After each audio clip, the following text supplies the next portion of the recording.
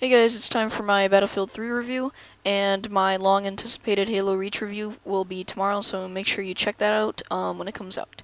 Anyways, Battlefield 3. First off, I want to talk about the graphics. The graphics in Battlefield 3 are awesome, especially with the new updated Frostbite engine. Now it's Frostbite 2, and Frostbite 2 looks amazing. The lighting's great, the textures are nice. You get a lot of flares.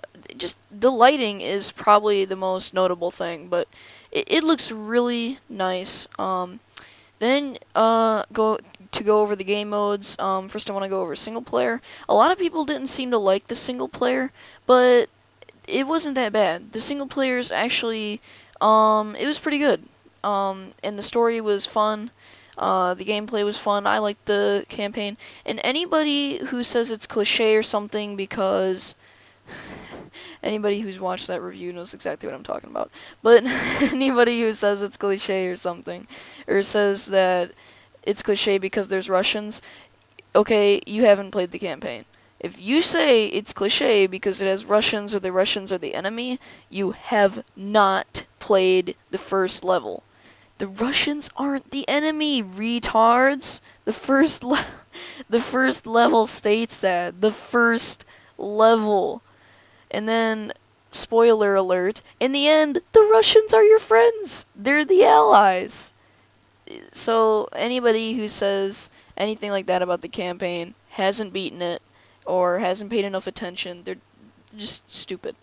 Now, the multiplayer is great.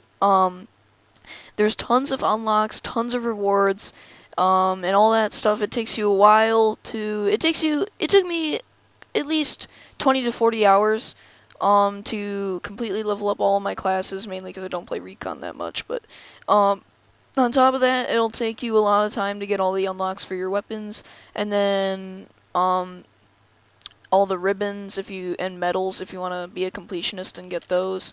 And if you get the expansion packs and you want to get the assignments, I mean, there's tons of stuff to do. The multiplayer is very balanced with the amazing amount of unlocks and weapons and things there are. It's actually really balanced. There's only one gun that's really good, but it's not completely overpowered. The game's pretty much completely balanced out. It's probably one of the most balanced multiplayers I've seen in a while, so you gotta give them huge credit for that with having all these unlocks but still making it balanced. So that's the multiplayer. Nobody ever mentions the co-op in their reviews, so I'll mention it. The co-op is good. The co-op unfortunately shares the same fate as the campaign, where not many people liked it. But again, I thought the co-op was good. If you want to relax and play something different with your friends, go ahead and play co-op. Also, the co-op mission with the helicopter, if you're not a good helicopter pilot, boom, play the helicopter co-op mission. That is how you practice your pilot skills. If you're not a good pilot, just go to that mission. There you go, you can practice your pilot skills. So that's why a lot of people like the co-op. I've heard a lot of people say good things about the co-op just for that. And it's true. It can actually help you out in that regard. Also, you unlock really good. There are some really good multiplayer weapon unlocks for playing the co-op. So yeah, you definitely want to play it. So co-op's good. Multiplayer's great.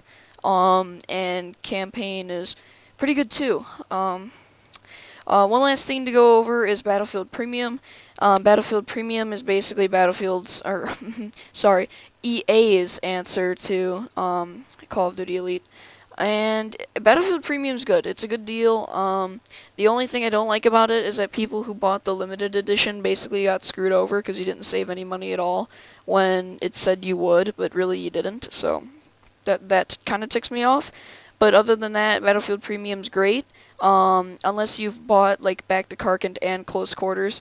Unless you've bought those two, then you're gonna save either $10 if you bought the limited edition, or you're gonna save $25 on expansion packs is if you didn't buy the limited edition.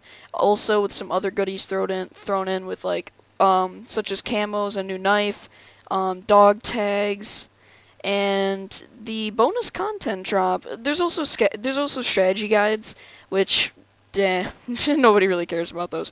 And then the premium videos, which they can just get put on YouTube, so yeah, nobody really cares about those either. So there's the bonus content drop though, which everybody's like, oh, it's just gonna be camos. Those people are the same people that say the campaign has Russian enemies. Just people who don't pay attention. Because it's not. It's not gonna be that. So the bonus content drop, no idea what that's gonna be, but that should be cool. Uh, and yeah, so Battlefield Premium has some pretty good features. It was worth the $50 in my opinion. If you're gonna be playing this game's multiplayer for a long time, it's definitely worth it. So yeah, Battlefield 3. That's pretty much my review on Battlefield 3. Final verdict.